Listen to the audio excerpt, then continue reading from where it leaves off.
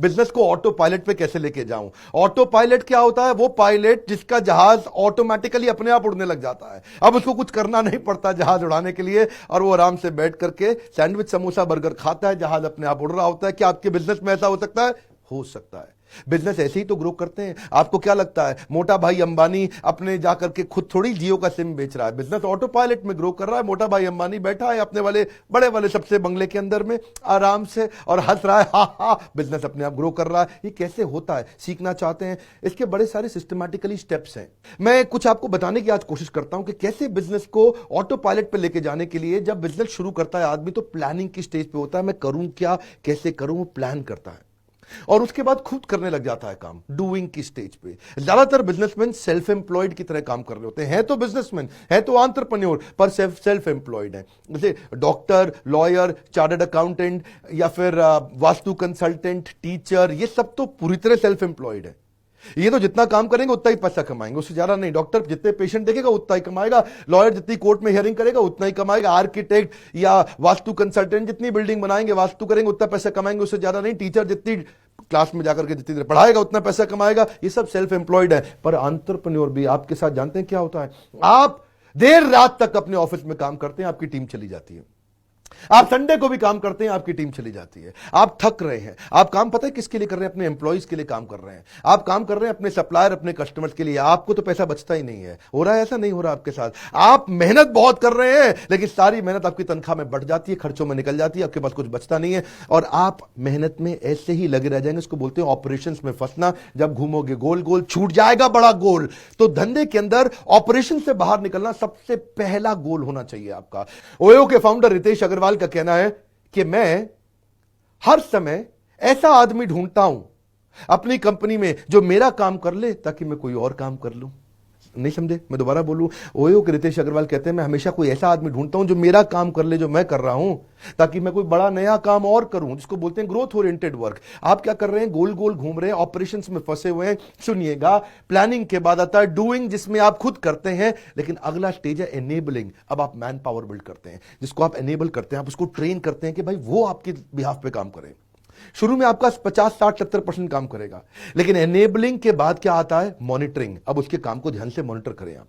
उसके लिए आपको MIS बनवानी आनी चाहिए, रिपोर्ट सिस्टम आने चाहिए बनाने के, कैसे वो सारे रिपोर्ट स्ट्रक्चर रोज बने शाम को, और हर डिपार्टमेंट की, हर इंडिविजुअल की रिपोर्ट्स को आप मॉनिटर करें और अपने आप काम आपका चलता रहे। और उसके बाद आता है मॉनिटरिंग। क्या मतलब? जो उन्होंने काम किया उसको मॉनिटर करना, और उसके बाद है कंट्रोलिंग, मतलब डिविएशंस को करेक्शन करना, जो भी डिविएशन हो रही है उसकी करेक्शन करना।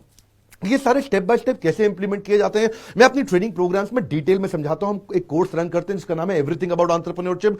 दुनिया का सबसे अफोर्डेबल कोर्स और दुनिया के सबसे पावरफुल ट्रेनर, ये कॉम्बो किधर नहीं मिलेगा। दुनिया भर में लोग 30, 35, 40 हजार रुपए लेते हैं 2 दिन की ट्रेनिंग के। मैं 2 साल की ट्रेनिंग का 36 हजार रुपए लेता हूं, और अगर आप स्टूडेंट हैं तो 18 हजार रुपए में करा देते हैं आपको हम। मेरी बात समझिएगा फिर से, आपको ऑपरेशन से बाहर निकालने के लिए आपको प्लानिंग के बाद खुद करने की जगह ज्यादा समय कहां निकालना है? ज्यादा से ज्यादा समय निकालना है एनेबलिंग में, मॉनिटरिंग में और कंट्रोलिंग में। एनेबल करो, मैन पावर काम करे, उनके काम को मॉनिटर करो, और उसके बाद डिविएशंस जो उन्होंने गलतियां करी उनको कंट्रोल करो। उसको करेंगे कैसे? आपको मां कसम खा के हर डिपार्टमेंट, हर इंडिविजुअल को MIS पे लेके आना है। ये MIS क्या होता है? ये एक रिपोर्टिंग स्ट्रक्चर होता है कि टीम आपको रोज शाम को रिपोर्ट करे। इसके लिए फ्रेमवर्क चाहिए, इसके लिए फाइल्स चाहिए, इसके लिए स्ट्रैटेजीज चाहिए, प्रोसेस चाहिए। आपको डिटेल में समझना है। आप बोर्ड लाइन पे काउंसलर को फोन करिए, वो भी बताएंगे आपको कैसे करेंगे। और आपको इवेंट में भी आना चाहिए जहां पे मैं डिटेल में सिखाता हूं। मैं इवेंट में आने के लिए आपको बोल रहा हूं, इसीलिए बोल रहा हूं क्योंकि मेरा दिल्ली में अगला पावरफुल इवेंट है।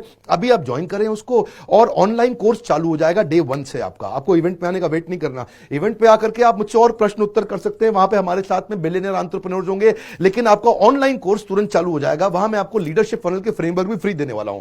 पहले लीडरशिप फनल बहुत महंगा हुआ करता है, 1.25 लाख रुपए का प्रोग्राम था। वो सारे फ्रेमवर्क भी दूंगा कि कैसे आप क्रिटिकल को बनाएं रिपीटेबल। सुनिएगा मेरी बात को, क्या कम ऑन, क्रिटिकल को बनाएं रिपीटेबल। ये 5 बातें मैं फिर रिवाइज करा रहा हूं।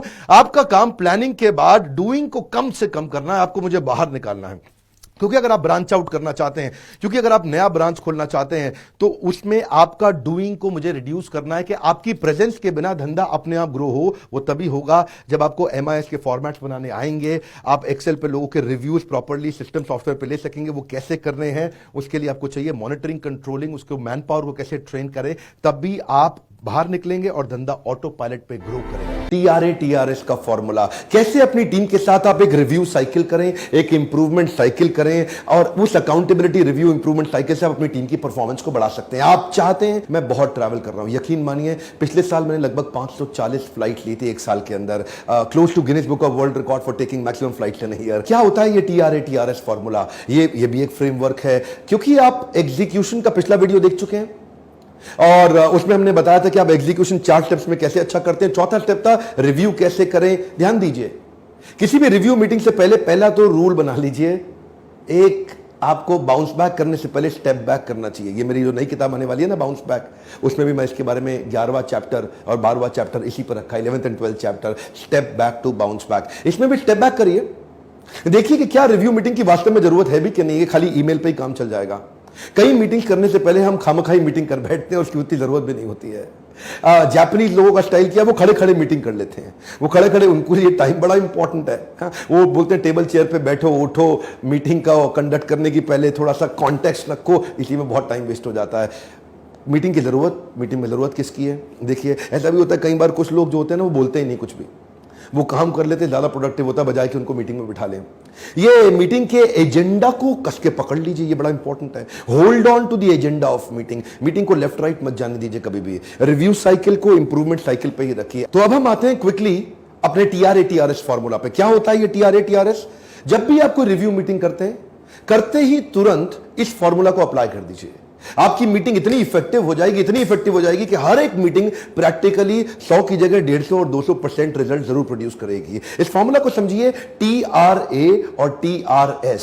पहले लिख लीजिए सीरियल नंबर और उसके बाद इस प्रकार से एक फ्रेमवर्क बना लीजिए, टीआरए टीआरएस। इसमें आपको सबके नाम और डिटेल लिखने होंगे। समझिए, सीरियल नंबर आपने लिख लिए 1 2 3 4 और 5, यानी कि हर मीटिंग के बाद लगभग 5 प्रकार के आपको अलग अलग काम करने पड़ सकते हैं। टी का मतलब है टास्क, यानी कि व्हाट, वो कौन कौन से टास्क हैं, 5 मोस्ट क्रिटिकल, 3 हो सकते हैं, 4 हो सकते हैं, 5 हो सकते हैं। मोस्ट क्रिटिकल टास्क कौन से हैं जो आप इंप्लीमेंट करने वाले हैं। इसके बाद आता है आर, आर का मतलब रिस्पॉन्सिबल।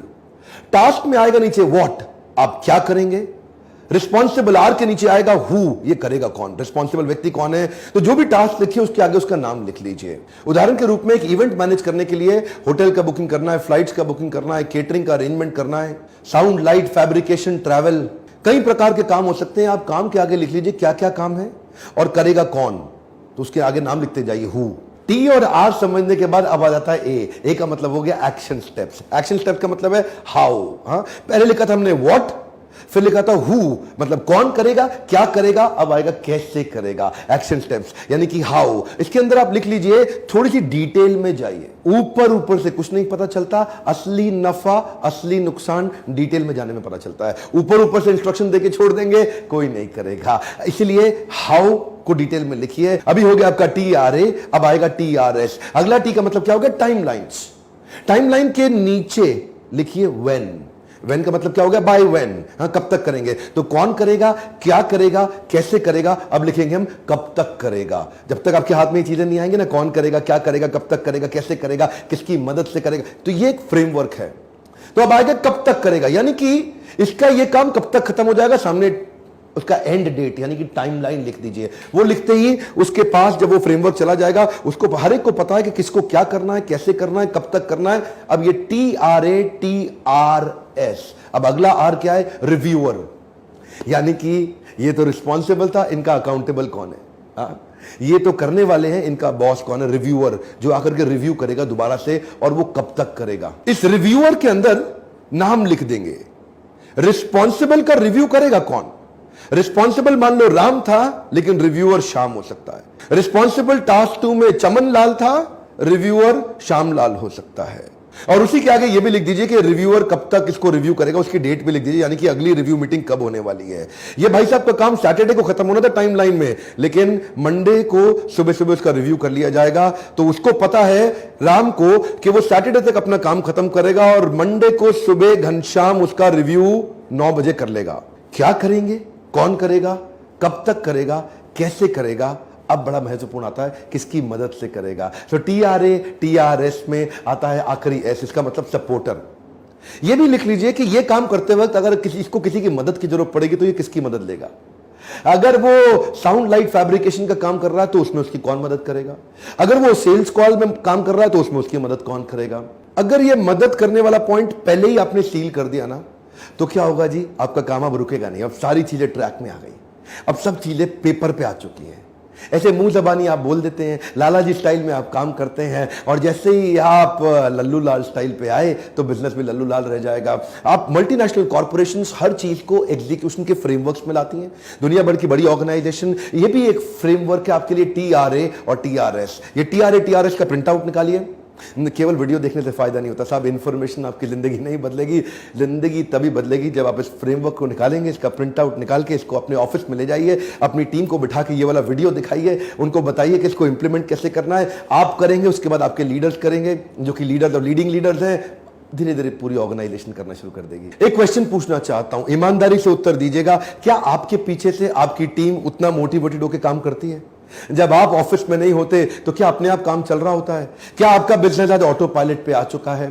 क्या आपकी टीम, आपकी कंपनी एक ट्रेनिंग सेंटर तो नहीं बन गई है कि लोग आए, ट्रेनिंग लिए, सीखे सब कुछ और छोड़ के दूसरे के यहां ज्वाइन कर गए या अपना ही काम खोल के बैठ गए?